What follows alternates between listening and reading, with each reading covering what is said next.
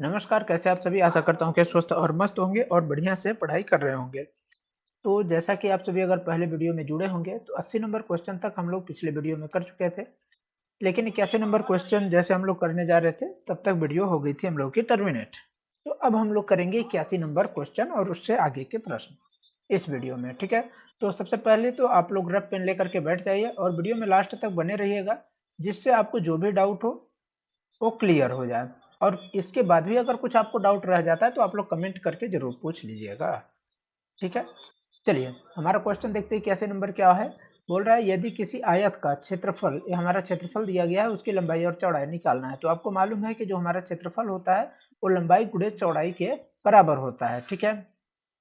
इसको हम दो तरीके से कर सकते हैं अगर ऑप्शन दिया गया है। तो पहला तो मेथड ये है कि हम इसका क्या करें कि इसको बहुपद के तरीके से सॉल्व कर ले, या दूसरा मेथड है कि इसके जो हमारे ऑप्शन दिए गए हैं ऑप्शन से हम लोग मल्टीप्लाई करके भी सॉल्व कर सकते हैं, ठीक है? तो चलिए हम लोग मान लीजिए अगर मल्टीप्लाई के बेस पर करते हैं पहले, फिर उसके बाद बहुपद के बेस पर करेंगे। देखिए, हमको क्योंकि परीक्षा में क्या करना होगा, फास्ट आंसर हमको करना है। तो आपको मालूम है कि हमारा ए भी प्लस में आया है, ए भी प्लस में आया है, यानी हमारा जो पहला पद है, यानी इसका इसका गुणा करेंगे तो प्लस आना चाहिए और इसका इसका गुणा करें तो प्लस आना चाहिए। तो पहले सबसे पहले हमको ऐसा एक ऑप्शन खोजना है, कौन कौन सा ऑप्शन हो सकता है। तो देखिए, इसका इसका गुणा करेंगे तो ये हमारा 25x² आ जाएगा, ठीक है? जो कि इसमें भी है। इसका भी करेंगे, इसका भी 25x² आ गया। इसका करेंगे, इसका लेकिन हमारा सिर्फ 5 आ रहा है, ध्यान रखिए 5 आ रहा है, तो ये नहीं होगा। ये भी, ये हमारा 25x², ये भी 25x² है। इसको करेंगे, ये भी हमारा क्या हो जा रहा है, 25x² हो रहा है, ठीक है? हमारा ये तो कट गया पहले ही। अब जो बच रहा है हमारा, देख लेते हैं इसके बाद। हमारा जो लास्ट का मल्टीप्लाई करे तो हमारा सिर्फ आना चाहिए 12। क्या आना चाहिए? सिर्फ 12 आना चाहिए, ठीक ना, 12। तो इसका देखिए, माइनस का गुणा प्लस के साथ करेंगे तो -12 आ जाएगा, तो ये भी कट गया। 4 का गुणा करेंगे 3 के साथ तो ये 12 आ गया, ठीक है, ये हो सकता है 12, ठीक है? इसके बाद क्या दिया गया, 4 का गुणा 3 में करेंगे, 4 तियाइन 12, ठीक है, प्लस 12, ये भी हमारा आ गया, 4 तियाइन 12। तो हमारा कौन कौन सा ऑप्शन हो सकता है? अब यहाँ से अगर हम लोग देखें तो यहाँ से हमारा आंसर मिलता है बी नंबर या फिर डी नंबर, बी या डी में से कोई एक होगा। लेकिन यहाँ देखिए, बीच में यहाँ ध्यान देने योग्य बात है आपको कि यहाँ पर हमारा 37 मतलब सॉरी -35 दिया गया है। तो प्लस का कोई भी संख्या अगर है, उसका जोड़ घटाना गुणा भाग अगर करते हैं, तो अगर उसमें कोई भी चिन्ह चेंज नहीं है तो वो हमेशा प्लस ही आएगा। तो यहाँ पर ऑप्शन बी नंबर भी हमारा एलिमिनेट हो गया, ऑप्शन नंबर डी हमारा सही हो जाएगा इस तरीके से। अब चलिए इसको सॉल्व करके भी देख लेते हैं कि हमारा ऑप्शन नंबर डी आ रहा है सही या नहीं, ठीक है? क्योंकि हम लोग एलिमिनेशन मेथड का उपयोग करके इसको देखा, तो ये हमारा आसानी से आंसर नंबर डी आ रहा था। लेकिन क्या वाकई में हमारा आंसर नंबर डी ही है या कोई दूसरा, इसको भी देख लेते हैं। अच्छा, चाहे तो यहाँ से भी हम लोग आंसर चेक कर सकते हैं अपना। कैसे बोलेंगे कैसे? तो देखिए भैया, क्या करना है आपको, इसका इसके साथ आप मल्टीप्लाई करिए, फिर इसके साथ मल्टीप्लाई करिए, फिर इसका इसके साथ करिए, फिर इसका इसके साथ करिए। तो चलिए यहाँ पर कर लेते हैं। 5x का 5 इसके साथ करेंगे, 25x² आ गया। और 5x का -4x के साथ करेंगे तो -4 पंचे 20x हो गया। और -3 पचे 15 हो गया, 15x हो गया। और माइनस माइनस प्लस हो गया और 12 हो गया, ठीक है? अब इसका आप कर लीजिए, 25x² माइनस इसको करेंगे तो 35x + 12। तो ऑप्शन नंबर डी ही हमारा सही होगा, ठीक है? अब चलिए इसको हम लोग दूसरे मेथड से कर लेते हैं। तो हम लोग ऑप्शन के मेथड से हम लोग सॉल्व किए। दूसरा मेथड हमारा क्या होगा, 25x² माइनस 35x + 12 बराबर 0 आप ले लीजिए, ठीक है? तो यहाँ पर जब इसको सॉल्व करेंगे तो हम लोग क्या करेंगे, जो पहला पद है और आखिरी पद, इनका हम लोग मल्टीप्लाई कर लेंगे। 12 का 25 के साथ मल्टीप्लाई करेंगे तो 25 दूना 50 और 25 एकम 25, 300 हमारा आ गया। ऐसी हमको संख्या निकालनी है जिसको जोड़े या घटाए तो हमारा 35 आए, और गुणा करें तो हमारा क्या आना चाहिए, गुणा करें तो हमारा 30 आना चाहिए, 300 आना चाहिए, ठीक है? तो यहाँ पर कर लेंगे 25x² माइनस 20x और -15x और प्लस 12 बराबर 0। तो बोलेंगे कैसे भैया, कि 15 दूना 30 होता है और 15 में 20 जोड़ेंगे तो 35 हो जाएगा, ठीक है? अब यहाँ से क्या करेंगे आप, 25x² है और यहाँ 20x है, यहाँ 15x है और यहाँ पर 12 है। तो इसमें से कॉमन आ जाएगा आपका 5x आ जाएगा। क्या आ जाएगा, 5x कॉमन ले लीजिए। तो यहाँ पर बचता है 5x माइनस, यहाँ कॉमन बचेगा हमारा 4, 5x - 4। यहाँ पर -3 आप कॉमन लेंगे तो क्या बचेगा, 3 × 5 = 15, 5x और फिर यहाँ माइनस जब कॉमन लिए तो ये माइनस, यहाँ कुछ नहीं था, ये माइनस में था तो माइनस हट गया तो प्लस में हो गया, और यहाँ प्लस में था तो इसमें से माइनस जब हटेगा तो माइनस बचेगा।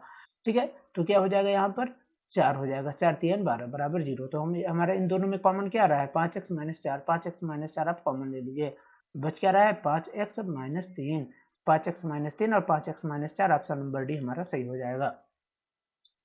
ठीक है, चलिए अब हम लोग चलते हैं सेकंड क्वेश्चन की ओर। सेकंड नंबर जो हमारा क्वेश्चन आज का है, और ये नंबर कौन सा नंबर को क्वेश्चन है 82 नंबर क्वेश्चन। 82 नंबर क्वेश्चन हमारा क्या है कि दो समांतर श्रेणियों का एक ही सर्वांतर है। ध्यान रखने योग्य बात यहाँ पर है कि हमारा दो समांतर श्रेणियां भी हैं और उनका सर्वांतर क्या दिया गया है, एक ही, कुछ भी सर्वांतर हो लेकिन हमारा एक ही सर्वांतर है।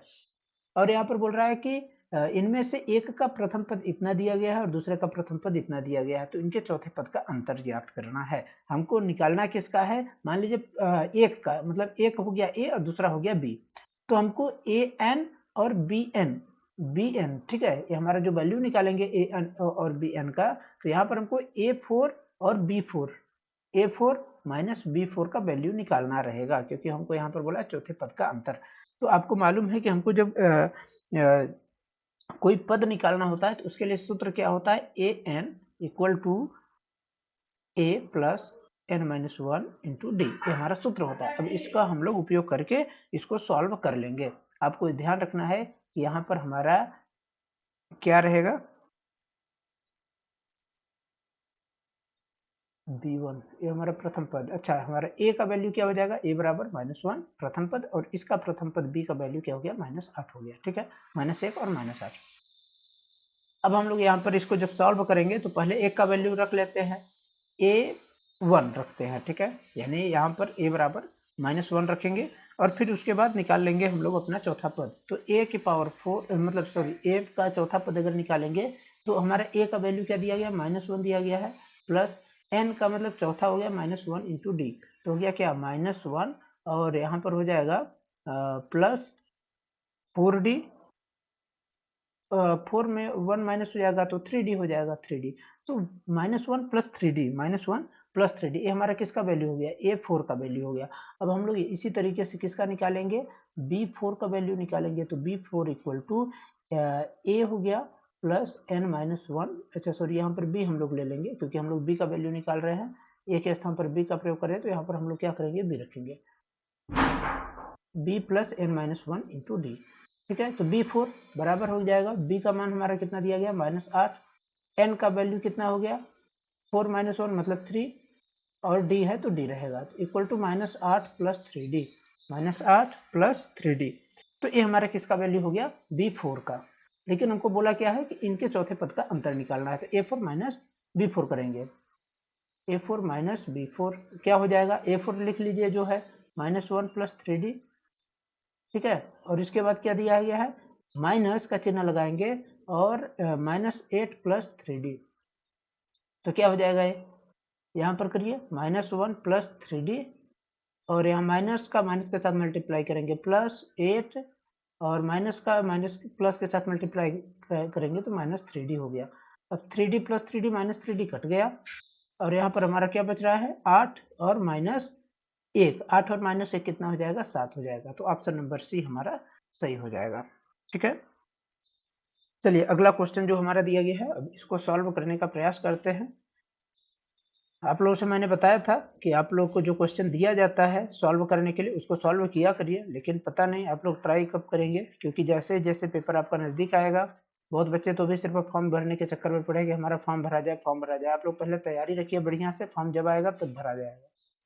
ठीक है, फॉर्म के लिए ऐसा नहीं है कि तुरंत डेट खत्म हो जाएगा, जैसे फॉर्म आएगा तो आपको हर जगह से आपको पता चलने लगेगा। आप 24 घंटे फॉर्म कब आएगा, फॉर्म कब आएगा, इसका रट न लगाइए। ठीक है, तो चलिए अब हम लोग देखते हैं 83 नंबर क्वेश्चन। 83 नंबर क्वेश्चन हमारा क्या कर रहा है, 83 नंबर क्वेश्चन है कि यदि त्रिभुज ए बी सी और डी ई एफ में A B upon B C equal to D upon F D है, तो समरूप होंगे, कौन इसमें समरूप होंगे, एक क्वेश्चन आपको बोल रहा है कि इसमें से क्या समरूप होंगे। ठीक है, तो जब हमको दिया गया है तो कोई भी अगर मान लीजिए त्रिभुज है, तो हमारे मान लीजिए दो त्रिभुज हैं, त्रिभुज ABC और त्रिभुज DEF। बोल रहा है त्रिभुज एबीसी और डीईएफ है, तो इसके समरूप होने के लिए क्या क्या हमारा जो नियम होता है क्या है कि भुजाओं के समान अनुपात के साथ उनके बीच का कोण भी क्या होना चाहिए, बराबर होना चाहिए। तो यहाँ पर हमको इसीलिए दिया गया है कि A B upon B C equal to D upon D F. इसका मतलब क्या हो जाता है हमको कि जो त्रिभुज है ए बी सी, वहां पर जो ए बी है और बी सी का अनुपात त्रिभुज डीई एफ की भुजा डीई और एफ डी के अनुपात के बराबर है। ठीक है, तो इस समानुपाती जो भुजा का कोण है, तो यहाँ पर अगर देखें हम लोग, अगर यहाँ पर हम लोग इसको सॉल्व करें तो क्या हमको दिया गया है कि जो हमारा त्रिभुज ए बी सी, त्रिभुज जो हमारा ए बी सी है में ए बी और बी सी का अनुपात, इसमें जो हमारा ए बी और जो बी सी का अनुपात है वो क्या है, त्रिभुज ये बराबर है त्रिभुज डी ई एफ के में जो भुजा है, त्रिभुज डी ई एफ में भुजा डी ई और एफ डी के ये बराबर है। ठीक है ना, इतना चीज आपको मालूम होना चाहिए। जब ये भुजाएं बराबर है तो उनके कोण भी क्या होंगे, बराबर होंगे। तो इसलिए त्रिभुज ए बी सी में हमारा जो कोण है, जो भुजा ए बी और बी सी के बीच का कोण हमारा कौन सा बनेगा, जो हमारा त्रिभुज मान लीजिए ए है तो यहाँ ए बी और सी, तो भुजा ए बी और बी सी के बीच का कोण कौन बन रहा है, तो कोण हमारा बी बन रहा है। इसी तरीके से हमारा जो बनेगा यहाँ पर देखेंगे अगर, तो डी ई एफ है, ठीक है, डी ई एफ, तो डी ई और एफ डी, डी ई और एफ डी, इसमें देखिए दोनों में आप लोग सिंपल सी बात समझा करिए कि जो दोनों में कॉमन है वही हमारा कोण रहेगा। ठीक है, क्योंकि उसी पर हमारा 90 डिग्री का कोण बन रहा है। यहाँ पर हमारा जो रहेगा तो ए हमारा बी हो गया और ऐसे ही हमारा डी हो गया और ए हमारा ई हो गया और एफ हो गया। ठीक है, तो इसमें इसका मतलब क्या हो गया कि कोण बी जो है वो बराबर होगा कोण डी के। तो ऑप्शन नंबर जो हमारा दिया गया हो, ऑप्शन नंबर कोण डी, कोण डी, कोण बी, ऑप्शन नंबर सी हमारा सही हो जाएगा। ठीक है, तो इस तरीके से आपको सॉल्व करना है इसको। तो आप लोग एक बार सिर्फ देख करके भी आंसर बता सकते हैं। अगर आपको समरूपता का नियम मालूम है कि हमारी जो भुजाएं अगर समान है तो क्या होगा, अगर भुजाएं बराबर है तो हमारा जो कोण है वो भी क्या होगा, बराबर होगा।